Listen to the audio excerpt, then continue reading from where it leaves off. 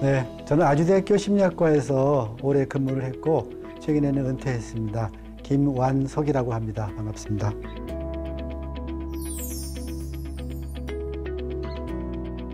학교 생활 적응 이렇게 되어 있습니다. 그죠? 그러니까 학교 생활이라는 게 어떤 틀이 될 거고 거기에 어떻게 적응하느냐 이런 문제가 되겠죠. 그러니까 학교라는 데가 가지고 있는 환경 같은 것도 있을 수 있고 그 안에 구성원들도 있을 수 있고 그 안에서 하는 작업들도 있을 수 있고 또 일도 있을 수 있고 여러 가지 있을 수 있습니다. 이런 환경, 그 안에서 이루어지는 공부와 관련된 것들, 또 그 안에서 교사나 친구들하고 교류하는 문제 이런 것들이 모두 다 적응의 문제라고 볼 수 있겠죠. 그래서 보통 적응 그러면은 과거에는 환경은 주어진 거고 거기에 내가 어떻게 맞춰가느냐 하는 그런 수능이라는 그런 개념으로 많이 썼어요. 근데 이제 최근 들어서는 적응을 그렇게 단순히 수동적인 것만 보지 말고 의식적으로 노력을 하느냐 하는 부분까지도 좀 포함시켜서 쓰고 있습니다. 이번에 나온 검사는 이제 그런 부분을 포괄하고 있는 개념이라고 볼 수가 있죠. 예.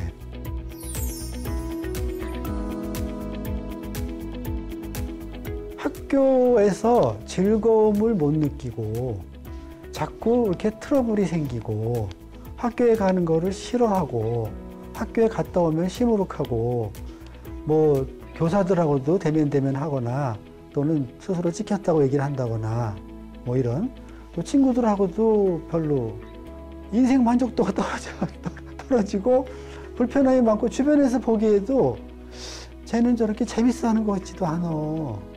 그러면은 어떤 부분인지는 모르지만은 적응이 떨어지는 겁니다. 아주 학력이 낮은 애들이라면은 이제 이런저런 방식으로 질문을 통해서 학교 가기가 싫은지 하는 것들을 물어볼 수도 있지만 물어보지 않고 행동으로도 관찰하면 알 수가 있어요. 네. 예를 들어 유치원 같은 경우는 가기 싫으면은 가기 싫다고 버티고 이렇게 있거든. 괜히 오줌 싸기도 하고 이런 식으로 다른 걸 만들어서 그걸 처리하느라고 못 가게 하는 이런 것들을 할 수 있단 말이죠. 중고등학생쯤 되면은 물어볼 수도 있을 텐데 물어봐도 자기 적응 문제가 있어서 잘 얘기를 안 할 수도 있어요. 어쨌거나 부모님들이 제일 관찰하면서 유의해야 될 부분은 급격한 변화입니다. 학교와 관련한 행동이나 말, 그 다음에 주변과의 교류 단서들에서 급격한 변화가 생기느냐, 말수가 갑자기 줄어들었다거나 갑자기 문을 꽝 닫고 들어가서 도움불출 한다거나 뭐 이런 거, 뭐 사춘기 이런 것도 있을 수 있지만 그런 부분들이 이제 말로 알아낼 수 있으면 제일 좋지만 검사가 말로 알아내는 거나 마찬가지잖아요. 물어보는 거니까. 그리고 그런지 안 그런지를 답변이 하는 거니까. 그렇게 이해하시면 될 것 같습니다.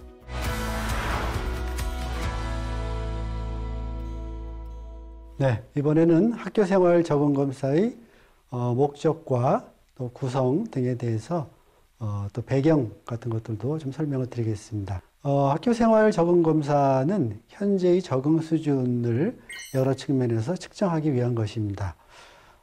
단순히 적응이라는 것이 과거에는 환경의 요구라든지 이런 것들에 얼마나 잘 맞추어서 순응하느냐 하는 그런 수동적 관점으로 많이 봤습니다. 그렇지만 최근에는 나름대로 환경에 적응해 가려는 어떤 적극적인 노력 이런 것들까지 포함해서 적응이라고 보고 있습니다.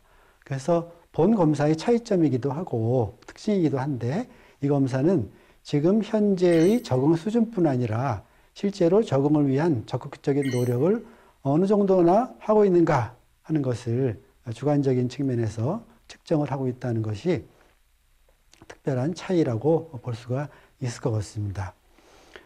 이 학교생활 적응검사의 하위 요인을 간단하게 살펴보면 기본적으로는 학업 적응입니다. 이 학업 적응은 주로 학교생활에서 배워야 될 지식과 기술 습득 이런 것들을 얼마나 잘 배우고 있는가 하는 수준, 그리고 이런 수준을 높이기 위해서 스스로 얼마나 노력하느냐 하는 노력 수준, 이렇게 두 가지를 학업 적응 카테고리 안에서 측정하고 있습니다.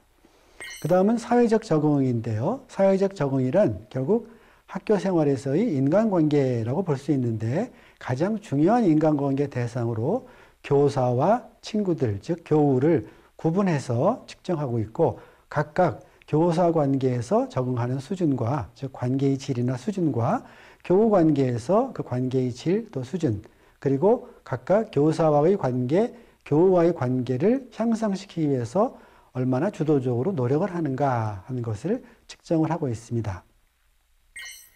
그 다음은 이제 긍정정서인데요. 이 긍정정서는 학교 생활을 하면서 전반적으로 경험하는 여러 가지 긍정정서들이 있을 수 있습니다. 예를 들면은 학교 생활의 즐거움이라든지 만족감이라든지 안전감이라든지 편안함이라든지 또는 따뜻한 또 학교 생활하면서 주로 기분이 좋은 생각들을 한다든지 이런 그 정서적인 측면이 긍정적인 것들을 얼마나 경험하는가 하는 그 수준을 재고 또 나아가서 어떤 갈등이나 어려운 상황 같은 데서 좌절하거나 섭섭해하거나 우울해하거나 화가 나거나 억울하거나 이런 부정적인 정서들을 경험할 수밖에 없을 텐데요. 그런 정서들을 좀 긍정적인 쪽으로 전환하거나 또는 부정적인 정서의 강도를 줄이거나 하는 식의 조절 노력을 의식적으로 좀 하고 있는지 하는 것도 따로 재고 있습니다. 그 다음에 이제 나머지 두 개의 하위 요인인 학교 또는 학업 태도와 규칙 준수는 따로 노력은 재지 않고 학교나 수업, 교사, 친구들에 대해서 얼마나 긍정적인 관점과 선입견을 가지고 있는가 하는 학교 학업 태도를 재는 문항들과 그 다음에 학교의 규칙을 포함해서 사회 전반의 규범을 어느 정도나 준수하는가 하는 규칙 준수의 수준을 재는 그런 문항들로 총 크게 보면은 5개의 요인, 작게 보면은 노력까지 하고 또 분야까지 다 나누고 하면은 9개 정도의 요인으로 구성이 되어 있다고 보시면 되겠습니다. 자, 이 학교생활 적응검사의 활용에 관해서는 뭐 적응검사니까 아주 쉽게 이해하실 수가 있을 것 같습니다. 이 적응 수준을 저희가 이제 가장 중요한 학업과 그 다음에 인간관계 그리고 학교 생활의 환경이나 어떤 규칙 같은 것들이 이렇게 나누어서 재고 있어서 각 그 측면에서 학생이 어느 정도나 적응을 하고 있는지 또 어느 정도나 또 중요한 부분들에서 적응하려는 노력을 하고 있는지 하는 것들 진단할 수가 있습니다. 그래서 개념이 어렵지 않기 때문에 학생이나 학부모, 교사께서는 이 검사 점수를 활용하는데 크게 뭐 어려울 거는 없을 거다 하는 생각이 들고 다만 이제 이 학교생활 적응 검사는 관편성을 위한 검사로 활용할 수가 있어서 그렇게 활용하면 좋을 것 같습니다. 말씀드리면 단순히 학업 성취도만을 기준으로 하는 그런 반편성이 아니라 학생들이 가지고 있는 태도나 적응하려는 노력 또 일반적으로 학교에서 경험하는 정서적인 것들 이런 것들을 한꺼번에 고려해서 각 반이 비교적 여러 측면에서 균등한 심리 행동적인 특징을 갖도록 동등한 집단을 구성할 수 있다. 이런 용도로 쓰이는데 도움이 될 수 있다. 이렇게 말씀드리겠습니다.